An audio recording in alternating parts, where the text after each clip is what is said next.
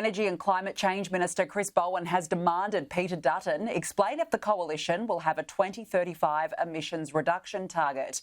Live to Olivia Casely. Olivia, some Liberal and National MPs don't think the opposition should take one to the next election.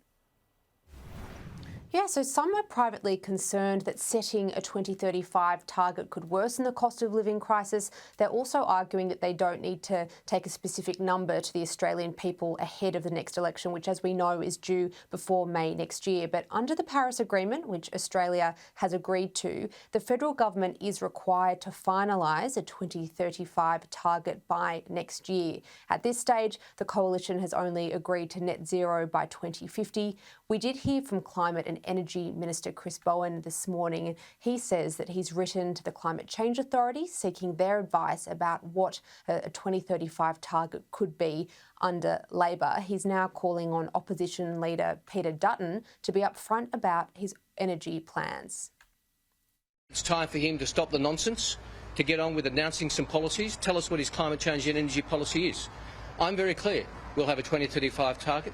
It'll be very clear to the Australian people before the election what it is. On their more honest moments, concede that nuclear has no realistic possibility of being anywhere near up and running by 2030 in Australia. Deputy Opposition Leader Susan Lee would not commit to setting a 2035 target when asked on Sky News this morning, but she did ramp up her attack on Labor over rising electricity prices. Well, we have agreed as a coalition on net zero by 2050. We took that into the election under the previous government. We still maintain that policy. Labor has made a complete mess of this. We've got 80% of baseload power exiting the grid. There is a smaller fringe group within the Nationals who think that the 2050 net zero target should be scrapped altogether. Nationals leader David Littleproud, though, this morning has reheated calls for nuclear energy to be added to the mix. This reckless race to 82% renewables by 2030. I think it'll be difficult for us to put, in all honesty, a target on 2035. We want to shift the energy debate about removing the ban on nuclear energy.